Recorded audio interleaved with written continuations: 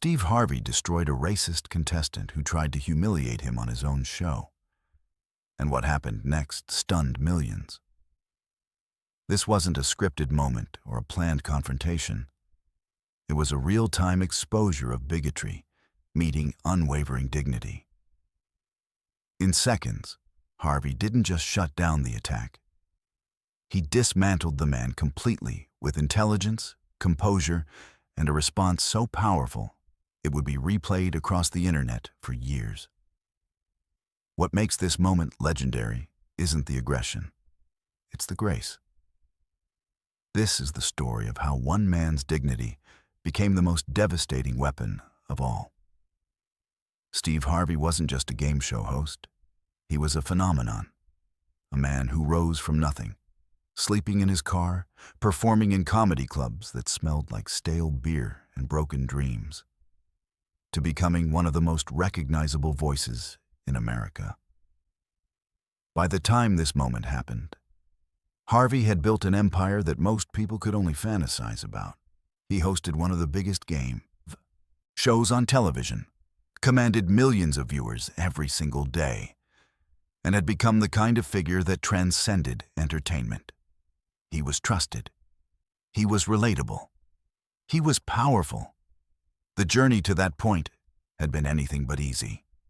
Harvey's story was the kind that inspired people because it proved that circumstance wasn't destiny.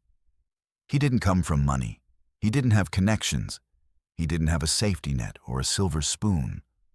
What he had was determination, talent, and an unwillingness to accept failure as an option.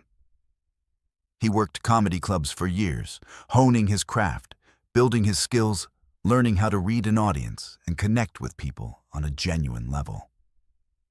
He performed in front of hostile crowds. He bombed on stages. He faced rejection and doubt from every direction. But he kept pushing forward. That persistence paid off. When Harvey finally got his break, he seized it with everything he had. He became a household name through his comedy specials, then transitioned into hosting with a naturalness that few people could match.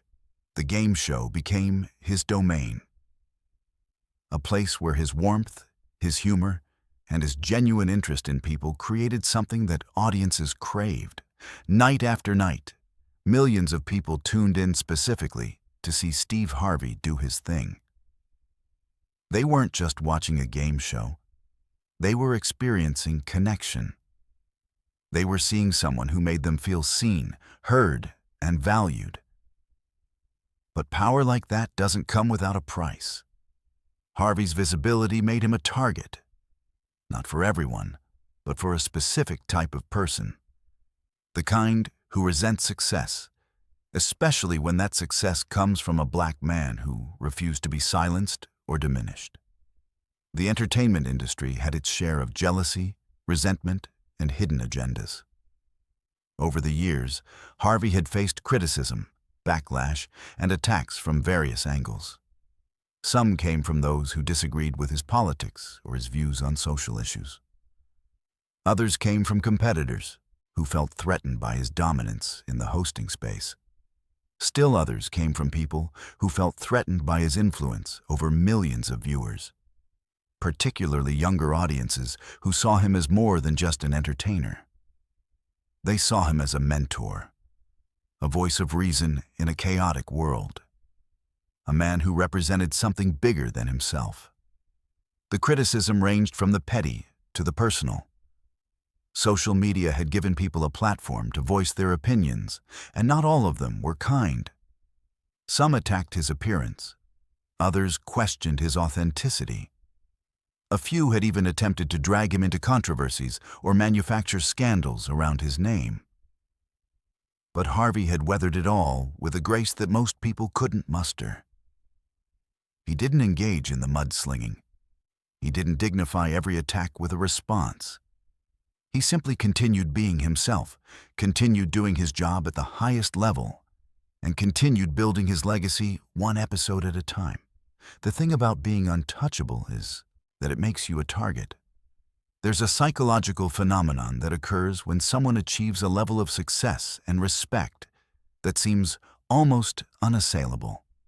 People become fascinated with the idea of breaking it, of proving that the person isn't as perfect or as unshakable as they appear. It's a combination of envy, fascination, and a desire to level the playing field. For someone like Harvey, whose reputation was built on authenticity and connection, the temptation for certain individuals was almost irresistible. The chance to expose him, to trip him up, to prove that he was human after all. Harvey had navigated these waters with remarkable skill. He knew how to handle difficult moments on air. He'd encountered thousands of contestants, celebrities, and public figures across his career. He had the experience, the composure, and the intelligence to manage almost any situation that came his way. His reputation for quick wit and genuine connection with people was legendary. It was the foundation of his entire career. Audiences loved him because he felt real, because he treated people with respect while also being able to laugh, to be spontaneous, to be authentically himself.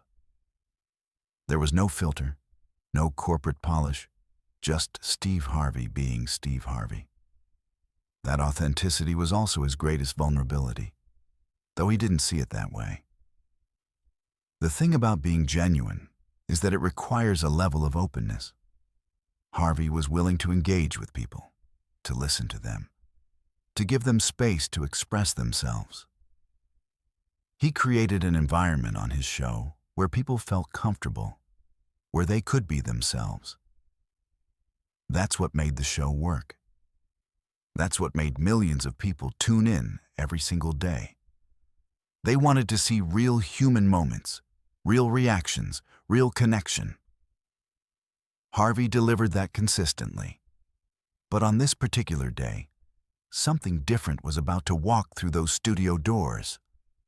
Harvey had no way of knowing it yet. He was doing what he did every single day, preparing for another episode, another set of contestants, another opportunity to entertain millions of people in their homes. The studio was buzzing with the usual energy. The crew was in place. The audience was filing in, excited to see the show, excited to see Steve Harvey do what he does best. The energy was electric. There was anticipation in the air. Everything felt normal. Everything was normal. The production staff had vetted the contestants as they always did. Background checks, preliminary interviews, questions about their backgrounds and their reasons for being on the show. On the surface, everything checked out. Nothing seemed out of the ordinary. No red flags had been raised. No alarm bells had gone off. The contestants seemed like regular people, excited to be there, ready to play the game, hoping to win some money. It was just another day at the office for everyone involved. What Harvey didn't know was that one of the contestants walking onto that stage had a very specific agenda. This wasn't just someone looking to win money or test their knowledge. This wasn't someone who was simply thrilled to be on television. This was someone who had decided, for whatever twisted reason, whether it was hatred, insecurity, a desire for attention, or some combination of all three, that this was the moment. This was the opportunity. This was the time to strike at someone they perceived as untouchable, to find a crack in the armor of one of entertainment's most respected figures. It was calculated, premeditated, and deliberate. The stage was set. The pieces were in motion. And Harvey, in all his experience and success, in all his preparation and his understanding of human nature, was about to encounter something that no amount of fame or preparation could have fully readied him for. He was about to face a moment that would test not just his wit or his composure, but his very character. And what he did in the next few minutes would define far more than just that single interaction. Then walked in the contestant who thought he could shake the unshakable.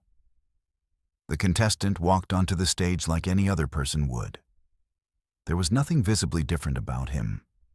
He wasn't wearing a sign that said, "I'm here to cause trouble." He wasn't giving off obvious warning signals that something sinister was about to unfold. To the untrained eye, he looked like just another excited participant, ready to play the game and hopefully win some money. He shook hands, smiled, made small talk. He waved to the audience. He soaked in the applause and the energy of the studio. He played the part perfectly. And that's exactly what made what was about to happen so calculated, so deliberate, so sinister in its planning and execution. The production team had done their standard vetting. They'd checked his background. They'd conducted preliminary interviews. They'd asked the questions they always asked. Where are you from? What do you do for adult living? Why are you here today? What would you do with the money if you won? Everything had seemed fine. Nothing had raised any red flags. He was just another person in a long line of contestants who would spend a few minutes on the Steve Harvey stage, have an interaction, play the game, and then exit stage left. But beneath that normal exterior, something else was happening. Harvey did what he always did. He engaged with the contestant with genuine warmth and interest. He asked questions. He listened to their story. He tried to find the human element, the thing that made them interesting, the reason why their appearance on the show mattered beyond just wanting to win money. This was Harvey's gift, the thing that had made him legendary in the entertainment industry. He could make anyone feel like they were the most important person in the room. Even though there were thousands of people in that studio and millions watching at home, he had a genuine curiosity about people, a real interest in their lives and their journeys. It wasn't an act that he put on. It was authenticity in its purest form. And contestants responded to that authenticity. They opened up. They shared things they wouldn't normally share with a stranger on television. They felt seen. They felt valued. They felt like their presence mattered. This was the foundation of Harvey's entire career. This ability to create connection, to make people feel comfortable, to draw out their humanity and share it with an audience. It was why people loved him. It was why they tuned in night after night. It was why he'd become such a powerful figure in entertainment. He didn't just host a game show. He created moments. He created memories. He created experiences that people would talk about for years afterward. But this contestant was different. Very different. As the conversation progressed between Harvey and this particular contestant, something shifted in the air. It was subtle at first, barely noticeable, to the casual observer sitting in the audience or watching at home. A comment here, a tone there, a slight change in the inflection of the voice. Nothing that could be clearly identified as crossing a line, but something that suggested an undercurrent of something else, something darker, something that hinted at intentions beyond simple game show participation. The contestant began dropping hints, little jabs disguised as casual remarks, comments that seemed innocent on the surface, but carried a weight beneath them. He was testing the waters, feeling out how far he could go, gauging Harvey's reactions to see where the boundaries were, how much he could push before facing consequences. It was a calculated approach, methodical and deliberate. Harvey, of course, noticed. He'd been doing this for decades. He'd encountered thousands upon thousands of people. He'd seen every type of human behavior, every kind of attitude, every possible dynamic that could play out on his stage. He could read people like a book. He could sense when something was off, when someone was trying to play a game beyond the game show itself, when someone had an agenda that went beyond entertainment. But he didn't shut it down immediately. He didn't confront the contestant directly. Instead, he gave the contestant room. He gave him space to operate. He gave him rope, metaphorically speaking. Because Harvey understood something fundamental about human nature. Sometimes people need to reveal who they really are before they can be truly confronted with it. Sometimes people need to go far enough that there's no denying their intentions, no way to backtrack or claim misunderstanding. The tension was building, though the audience didn't fully realize it yet. Most of them were just enjoying what seemed like a normal game show interaction. They were focused on the game itself, on whether the contestant would answer the questions correctly, on how much money he might win. But there was a subset of the audience that could feel something different. There were people in that studio who sensed the shift in energy, who picked up on the undercurrent, who realized that something beyond the normal game show format was happening. On the surface, everything looked normal. The game was proceeding as it always did. Questions were being asked, answers were being given, money was being won or lost. Dramatic music was playing at appropriate moments. The production values were exactly what millions of viewers expected from this show. The lights were right. The camera angles were right. The pacing was right. But underneath all of that, there was something else happening. There was a dynamic at play that went beyond the typical game show interaction, beyond the normal contestant-host relationship. Harvey was watching. He was listening. He was analyzing. He was waiting to see exactly what this contestant was really after, what line he was actually willing to cross, how far he was willing to take this confrontation. The contestant, emboldened by Harvey's apparent willingness to engage, continued pushing. The comments became less veiled. The tone became more pointed. The intention became clearer. What had started as subtle jabs was becoming something more overt, something more aggressive. The contestant was escalating. He was gaining confidence. He was beginning to believe that he might actually be able to get under Harvey's skin, that he might actually be able to provoke a reaction that could be used against him. And then it happened. The contestant made a move. It wasn't subtle anymore. It wasn't deniable. It wasn't something that could be explained away or reinterpreted as innocent banter. It was a direct attack, a clear attempt to provoke, to humiliate, to diminish Steve Harvey in front of millions of viewers. The words came out of his mouth. The intention behind them was unmistakable. The hostility was no longer hidden beneath layers of plausible deniability. This was the moment the contestant had been building toward, the conversation thread he'd been weaving toward this entire time. This was the strike he'd been planning. This was his opportunity to take down someone he saw as a symbol of something he resented, someone he viewed as an easy target because of his focus on treating people with respect and dignity. The racist remarks hung in the air. The studio seemed to freeze. Time felt like it had stopped for a moment. Nobody quite knew what to do.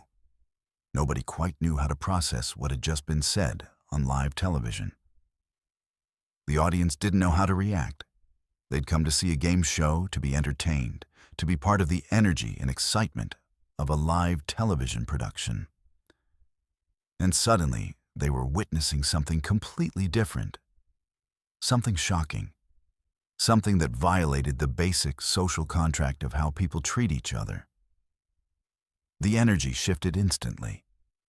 What had been a normal, pleasant interaction transformed into something tense, something uncomfortable, something that suggested this was about to become a moment people would remember for years, a moment that would be discussed, debated, and dissected across social media and news outlets. The crew in the control room likely sat up straighter instantly. The producers probably leaned forward in their seats, their eyes wide. The directors were already calculating how to handle this moment, what to do, how to respond.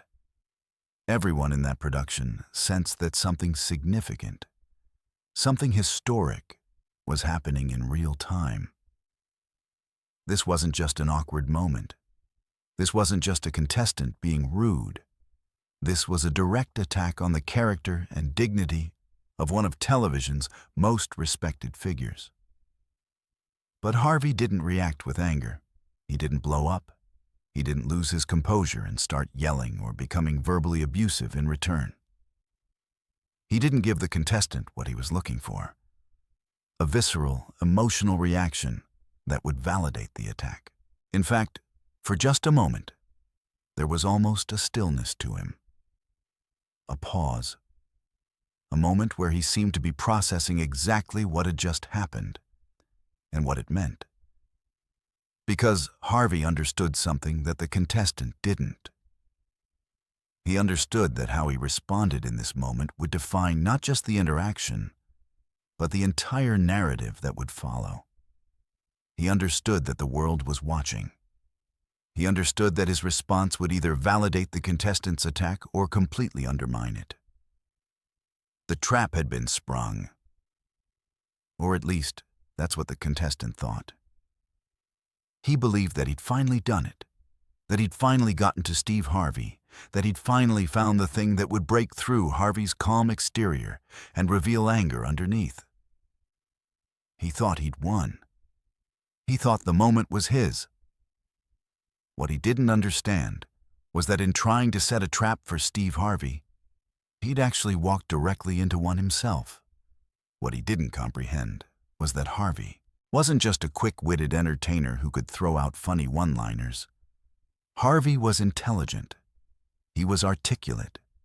He was someone who understood the power of words, the weight of dignity, and the impact of a response delivered with precision and purpose. Harvey had spent decades studying human behavior, understanding people, reading situations. He wasn't going to respond emotionally. He was going to respond strategically. The stage was no longer just a game show set. It had become something else entirely, an arena where a real confrontation was about to unfold. The rules of normal game show interaction had been abandoned the moment those racist remarks left the contestant's mouth. This was now about something deeper, something more fundamental. This was about a moment where character would be tested, where values would be revealed, where the true measure of a person would be exposed to millions of viewers watching at home, to millions of people who would see this moment replayed. Across social media, discussed in think pieces, analyzed frame by frame for years to come, everyone could feel it. The moment was here. The real game was about to begin. And what came next would be the response that nobody expected. The silence that followed the racist remarks lasted only a few seconds, but it felt like an eternity. Every eye in that studio was on Steve Harvey. Every camera was positioned perfectly to capture whatever came next. Every producer in the control room was leaning forward in their seat, their hands hovering over buttons and switches, ready to respond to whatever unfolded. Millions of people watching at home were holding their breath, waiting to see how one of television's most composed figures would respond to a direct, blatant attack on his character and dignity. The tension was suffocating. The moment felt suspended in time, as if the entire world had paused to witness what was about to happen. And then Harvey moved. It wasn't aggressive in a physical sense. There was no violence, no loss of control, no moment where composure cracked and rage took over. Instead, what followed was something far more devastating, a response that was calculated, intelligent, and absolutely surgical in its precision. Harvey didn't raise his voice in an emotional outburst. He didn't need to. The power of what he was about to say required no volume, no aggression, no emotional outburst that would validate the contestant's attempt to provoke him. It required only clarity, honesty, and the kind of authority that comes from knowing exactly who you are and refusing to be diminished by someone else's hatred and ignorance. Harvey stood there for a moment, completely still, looking directly at the contestant. His expression had shifted dramatically. Gone was the warmth that had been there just moments before. Gone was the friendliness, the openness, the genuine interest in connecting with another human being that had characterized the interaction prior to the racist attack. What replaced it was something colder, something more focused, something more penetrating. His eyes seemed to look right through the contestant, examining him, studying him, understanding him in a way that made the contestant deeply uncomfortable. His expression conveyed a message without words needing to be spoken. You made a mistake, a serious one, and you're about to understand exactly how serious. Let me tell you something, Harvey began, his voice steady and measured. The words came out slowly, deliberately, each one carefully chosen and precisely placed like stones being laid down one at a time. He wasn't speaking quickly in an emotional tirade. He wasn't rambling or losing focus. He was speaking the way a teacher speaks to a student who has done something fundamentally wrong, the way a mentor speaks to someone who needs to learn a hard lesson, the way someone speaks when they're about to deliver a truth that needs to be heard and understood by everyone, witnessing the moment. The audience was completely silent now. Nobody was moving in their seats. Nobody was breathing heavily or shifting their weight. The entire studio was locked in on this moment, completely focused, completely present, waiting for what came next. Because everyone in that room understood that what was happening now was different from anything that had come before. This wasn't entertainment. This wasn't a game show moment designed to be fun or light or entertaining. This was real. This was authentic. This was a moment of genuine confrontation between two people, broadcast live to millions of viewers, recorded permanently for posterity. Harvey began to dismantle the contestant's attack, but not in the way most people would have expected. He didn't respond with anger or insults hurled back at the contestant.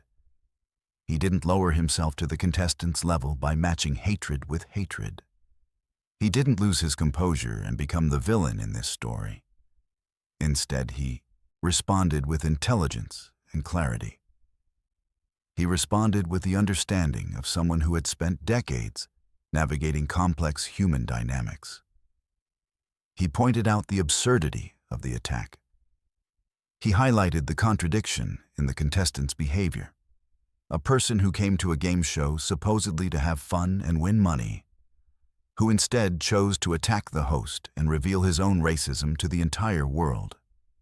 He exposed the weakness of someone who would resort to racism as a tool, as if hatred were a weapon that could be wielded effectively against someone secure in their own identity and accomplishments.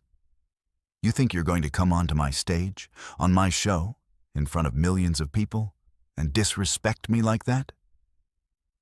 Harvey's words were sharp and pointed, cutting through the air with precision, but his delivery remained calm and controlled. His voice didn't shake, his hands didn't tremble, his composure didn't waver for even a moment. You think that's going to work? You think I'm going to get upset? You think I'm going to lose my composure and start yelling at you, give you the reaction you're looking for? He paused, shaking his head slowly from side to side, a gesture that conveyed disappointment, pity, and a fundamental misunderstanding of who Steve Harvey actually was. That's not how this works.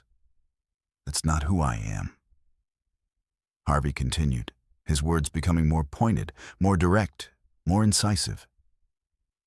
He spoke about dignity, what it meant to have it, how it was earned, and how it couldn't be taken away by someone else's words unless you allowed it to be. He spoke about respect, how it was something that had to be built over time through consistent action and genuine character.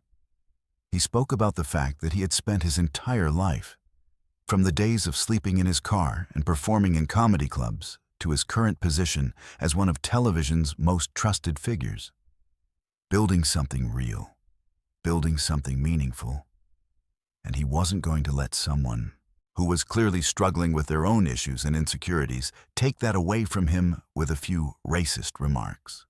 He spoke about the difference between a real person and someone who was desperately trying to be relevant by attacking others. He spoke about the emptiness at the core of someone who would resort to racism, someone who had nothing else to offer, nothing else to stand on, and therefore had to tear others down in an attempt to feel powerful.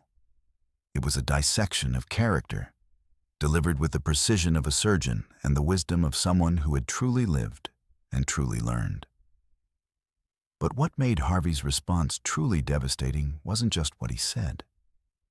It was how he said it and when he said it. He didn't just address the racism in isolation. He addressed the insecurity behind it. He addressed the desperation that had driven the contestant to think this was a good idea. He addressed the fundamental weakness of a person who would resort to that kind of attack. He made it clear that he understood the contestant completely, that he saw through the bravado and the aggression to the scared, angry person underneath. And he did it all while maintaining his composure, his dignity, and his humanity. The very things the contestant was trying to attack. The contestant's face was changing visibly now as Harvey spoke. The confidence that had been there moments before was evaporating like water under intense heat. What had started as a smug satisfaction at having gotten Steve Harvey was transforming into something else entirely. Confusion, anger, desperation, the dawning realization that everything had gone terribly wrong. The contestant was realizing that his plan had backfired spectacularly. His attack, which he'd thought would be powerful, which he'd thought would damage Harvey's reputation or provoke an emotional response that could be recorded and used against him, was instead revealing something entirely different. It was revealing his own emptiness, his own weakness, his own desperate need for attention and relevance at any cost. Harvey's response was building in intensity, not through volume or aggression that would undermine his position, but through the sheer intellectual and moral weight of what he was saying. He was calling out the contradiction.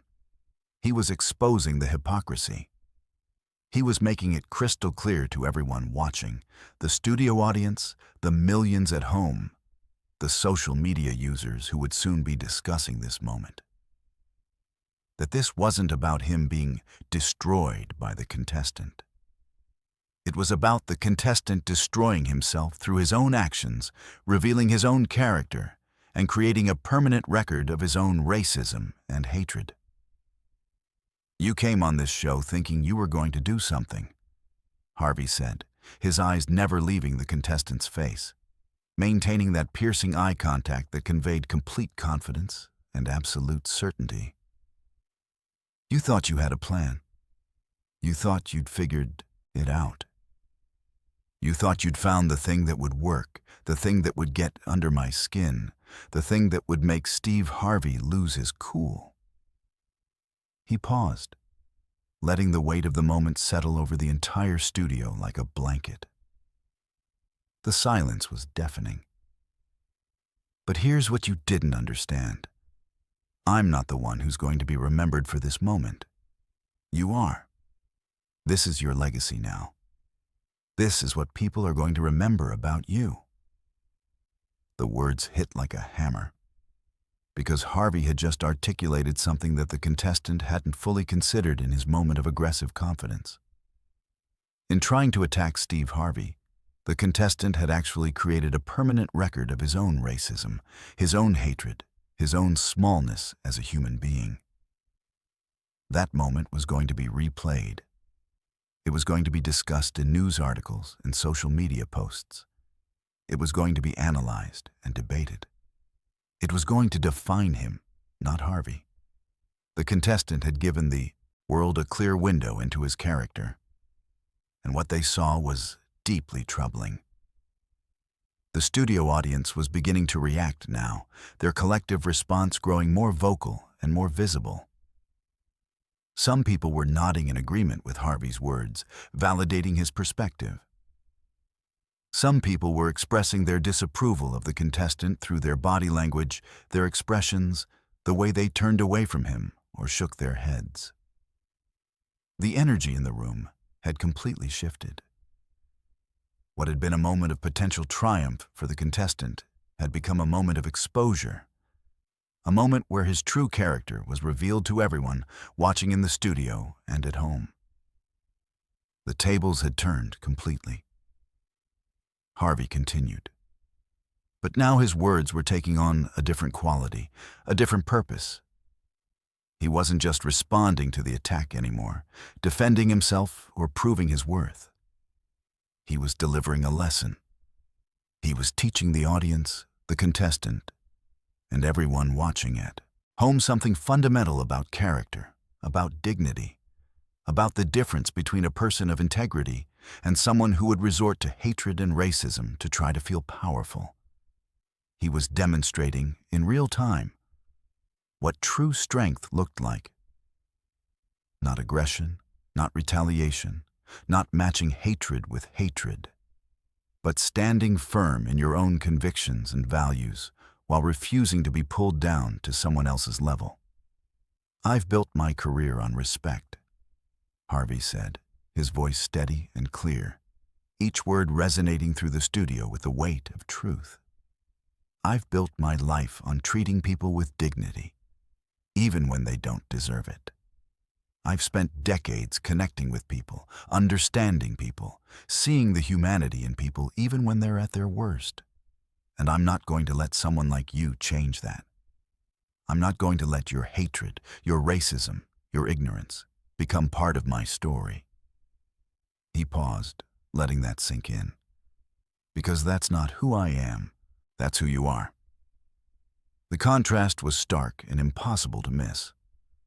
On one side was Steve Harvey, composed, intelligent, articulate, speaking truth with authority, demonstrating character in the face of a direct attack.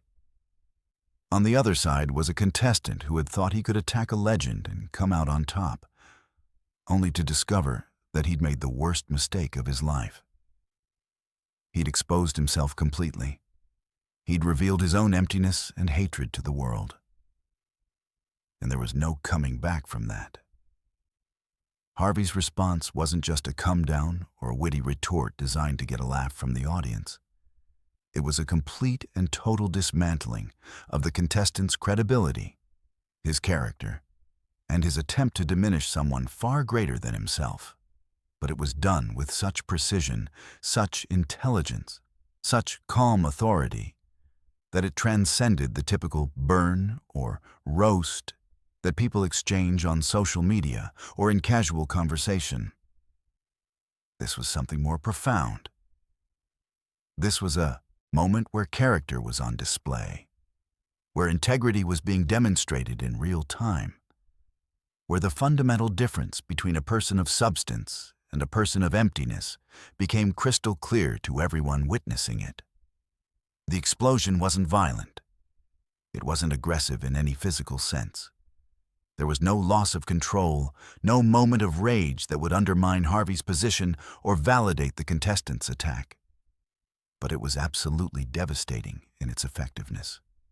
It was a masterclass in how to respond to hatred with clarity, to respond to racism with dignity, to respond to an attack with the kind of composed intelligence that leaves no room for argument or debate about who was right and who was wrong in this moment. The contestant had come to this moment with a clear intention. He'd thought he understood what was going to happen. He'd believed he had control over the narrative, that he could dictate how this interaction would unfold, that he could attack Steve Harvey and emerge victorious. He'd imagined walking off that stage as the person who'd gotten one of television's most respected figures. He'd probably already envisioned the social media posts, the viral clips, the moment of infamy that would make him relevant. But none of that was happening. Instead, what was unfolding before millions of viewers was something completely different. As Harvey continued to speak, the contestant's confidence wasn't just cracking, it was crumbling.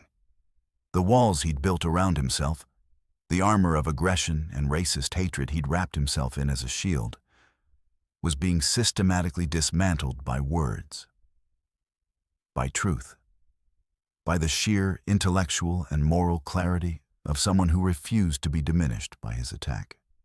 The contestant's body language began to change.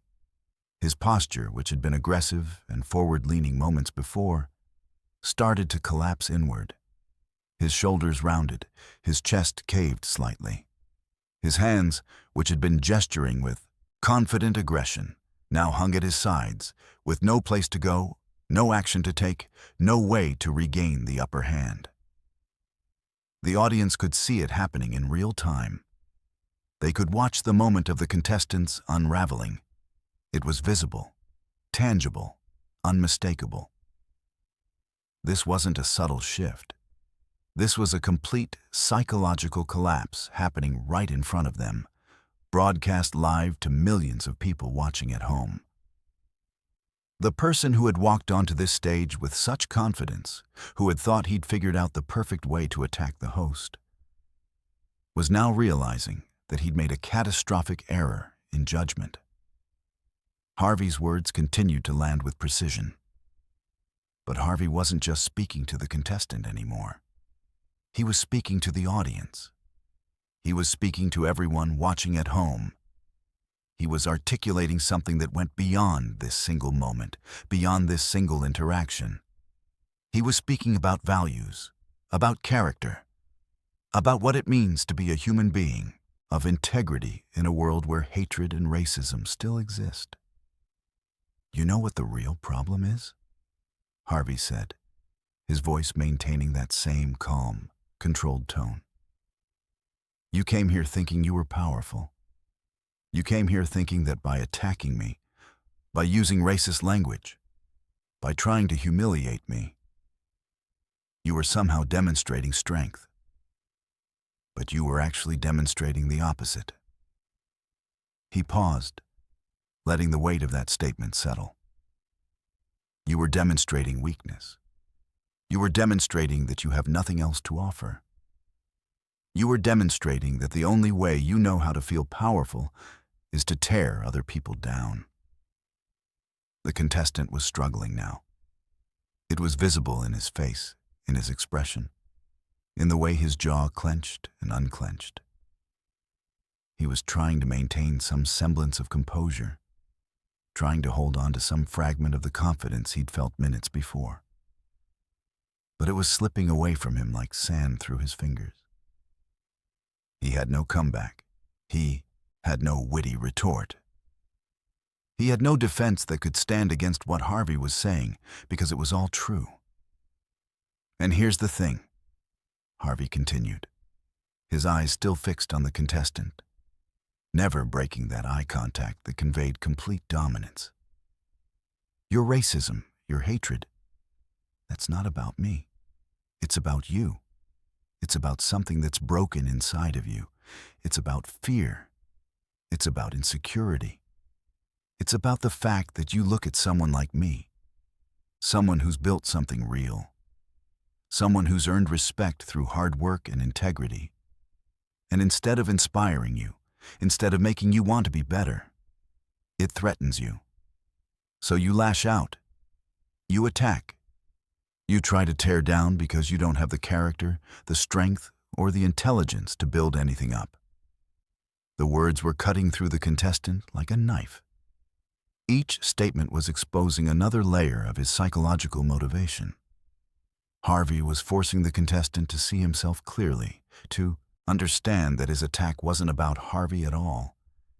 It was a reflection of his own emptiness, his own failure, his own deeply rooted insecurity. And everyone watching was understanding this as well. The contestant's face was turning red now. Not from anger, though there was anger there, but from shame, from humiliation, from the dawning realization that he had been completely wrong about how this moment would unfold. He had walked into what he thought was an opportunity, and he'd instead walked into a trap of his own making. He had volunteered the information about his own character, his own racism, his own weakness, to millions of people. "You want to know what I think?" Harvey asked, pausing for effect. "I think you came here because you're desperate. I think you came here because your life isn't going the way you wanted it to go. I think you came here because attacking someone else feels like power when you have no real power of your own. I think you came here because you're unhappy, and unhappy people try to make other people unhappy. But it's not going to work with me, because my happiness, my sense of self-worth, my dignity, none of that comes from what you think of me. It comes from who I am and how I've lived my life." The studio was completely silent except for Harvey's voice. Nobody was moving. Nobody was making a sound. The production had essentially stopped. There was just Harvey and the contestant, and the entire world watching this unfold. This was no longer a game show. This was something much more significant. This was a moment of reckoning. The contestant was visibly struggling to hold it together. His eyes were getting wet. His lower lip was trembling slightly. The aggressive persona he'd adopted at the beginning of this interaction was completely gone now, stripped away by the relentless logic and truth of what Harvey was saying. What remained was just a person, a scared, angry, small person who had revealed himself completely and was now facing the consequences of that revelation. But Harvey wasn't done. "And you know what's going to happen," Harvey continued. "You're going to walk off this stage today, and for a while, you might think you accomplished something. You might tell yourself that you got Steve Harvey. You might try to spin this narrative in your head to make yourself feel better. But deep down, you're going to know the truth. You're going to know that you came on this show, you attacked a man who treated you with respect, and you got completely dismantled in front of millions of people. You're going to know that your racism was exposed. You're going to know that you're not as clever as you thought you were. And that's going to stay with you." The implosion was complete now. The contestant wasn't just losing the argument, he was losing himself. His entire worldview, the narrative he'd constructed about who he was and what he was doing here, was collapsing in real time. The confidence had transformed into confusion. The aggression had transformed into shame. The person who had walked onto this stage with such certainty was now faced with the undeniable truth about himself and his actions. Harvey's voice took on a slightly different tone now, becoming less about the specific attack and more about something broader, something deeper. It was the voice of someone speaking from experience, from wisdom, from having lived long enough to understand human nature and the consequences of the choices people make. "I've been where you are," Harvey said, and the tone shift was noticeable. There was something in his voice that suggested genuine compassion, even in this moment of confrontation. "I've been angry. I've been bitter. I've been in a place where I wanted to attack other people because I was hurting. But I learned something. When you attack other people, you're only revealing your own pain. You're only showing the world what's broken inside of you. And I learned that the only way forward, the only way to actually feel better, is to do the work to heal yourself. You need help, man. Real help. Not this. Not attacking people on television." The shift in tone was strategic, but it was also genuine. Harvey was no longer just defending himself. He was offering the contestant something he probably didn't deserve, but desperately needed. A moment of humanity. A mirror in which to see himself clearly. And possibly a pathway toward change. Whether the contestant would take it or learn from it remained to be seen. But Harvey had given him the opportunity. The implosion was undeniable now. The contestant was broken. Whatever he'd come to do whatever he'd intended, was gone. The narrative had been completely rewritten, and everyone in that studio, everyone watching at home, understood exactly what had happened. They understood that Steve Harvey hadn't been destroyed. Instead, the person who tried to destroy him had destroyed himself with words and actions that revealed his own empty, hateful character. The stage itself seemed to shift. The lighting, the energy, the entire atmosphere of the production had changed. This was no longer about a game show. This was about something much more significant. A moment where character had been tested, where truth had prevailed, where a person of integrity had stood firm in the face of an attack, not only survived, but emerged completely victorious, not through aggression, but through clarity, intelligence, and unwavering composure. The implosion continued as the contestant struggled to process what had happened, as he tried and failed to find any response, any comeback, any way to salvage the situation he'd created. But there was nothing left to say. Harvey had said everything that needed to be said. The truth was out there. The world had witnessed it.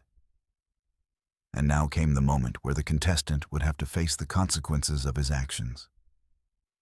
Not just in that moment, but in the days and weeks and months that would follow. The aftermath of Harvey's response rippled through the studio like a shock wave. The contestant stood there, completely depleted and exposed, with nowhere left to hide. The game show had transformed into something entirely different. A courtroom where judgment had been rendered and the verdict was unmistakable. The contestant's attempts to maintain dignity were over. What remained was just the raw reality of his situation. A person who had revealed himself to be filled with hatred, who had tried to use that hatred as a weapon, and who had failed catastrophically. Harvey didn't continue the assault. He didn't need to. He had made his point with surgical precision, and there was nothing left to say that would add to it. Instead, he stepped back slightly, allowing the weight of what had been said to settle over the contestant. It was a power move in itself. The ability to stop, to let silence do the work, to allow the truth that had been spoken to resonate without needing additional commentary. The contestant's face was a map of his internal collapse.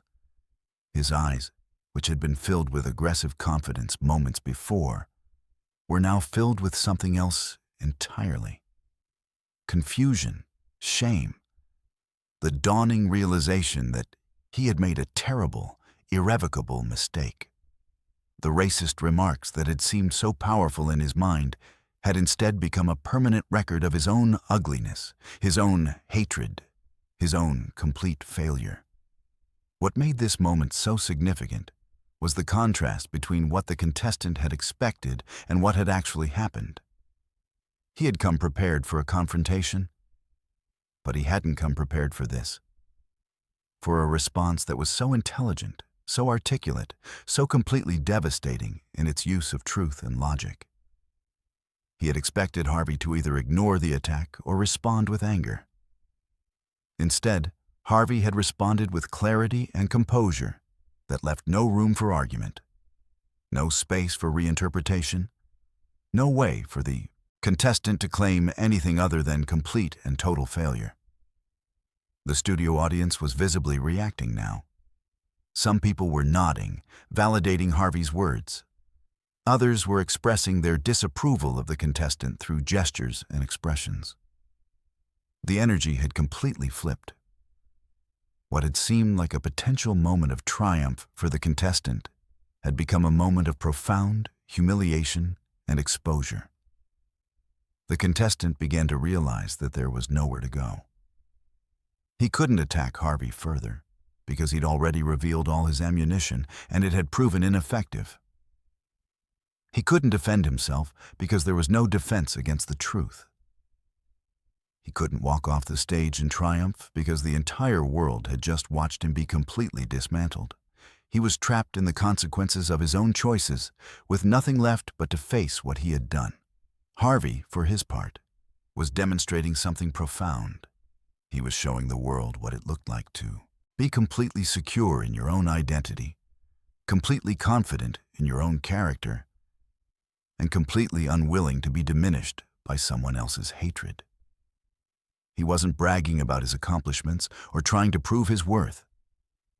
He was simply standing there, having spoken his truth, and allowing that truth to stand for itself. The reckoning wasn't just happening for the contestant. It was happening for everyone watching. People were understanding something fundamental about character, about dignity, about what it means to stand firm in your convictions. They were understanding that racism, when exposed, loses its power. They were understanding that hatred, when met with intelligence and clarity, reveals itself to be what it truly is: empty, pathetic, and ultimately powerless. But perhaps most significantly, the contestant was beginning to understand the full scope of what he had done. He had volunteered his racism to the world. He had revealed his hatred on live television. He had created a permanent record of his own character flaws, his own emptiness, his own deep-seated insecurity. And there was no taking that back. In the moments after Harvey's response, the contestant's body language told the story more clearly than any words could have. His shoulders were completely slumped. His head was slightly bowed. The aggressive posture was gone completely, replaced by something that looked like defeat, resignation, and shame. Harvey, standing there with complete composure, was the physical embodiment of what it looked like to maintain your dignity and character in the face of an attack. He wasn't gloating. He wasn't celebrating or mocking the contestant's collapse. He was simply standing there, having spoken the truth, and allowing the consequences to unfold naturally. The reckoning was complete. The narrative had been written. The verdict was in. Everyone who had witnessed this moment understood exactly what had happened. Steve Harvey hadn't been destroyed by this contestant's attack. Instead, the contestant had destroyed himself through his own racism, his own hatred, his own desperate attempt to feel powerful by tearing someone else down.